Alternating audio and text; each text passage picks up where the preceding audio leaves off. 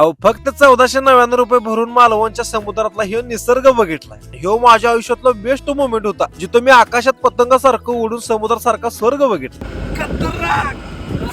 बिना देता पाण्याचं केळ पण बघा, ह्याच्यावर सगळ्यांनी खळखळून हसून मस्तीत नाचून समुद्राच्या पाण्यावर राईड केली. आज मालवणला गेलो आणि मालवणच्या बीचवर पोहोचलो. अहो इथलं ब्लू ऍडव्हेंचर नावाचे ठिकाण जी वॉटर ऍक्टिव्हिटी साठी फेमस आहे आणि खास करून ह्यो माणूस जो आखंड मालवणला माहिती. पण दादाकडे 5 ऍक्टिव्हिटी असणार 1499 रुपयाचं प्रीमियम पॅकेज घेतलं आणि आम्ही चाललो निळ्या शहरात थोड्याशा हिरव्यागार असणाऱ्या समुद्रातनं पुढे. सिंधुदुर्ग किल्ल्याच्या जवळच का नाही स्कुबा डायव्हिंगचा ह्यो पॉइंट आहे, जिथं जाऊन मी संजय दत्तच्या ब्लू पिक्चर मधली ही कापडं घातली, स्कुबा डायव्हिंगचं किट घातलं आणि मग उतरलो समुद्राच्या ह्या पाण्यात.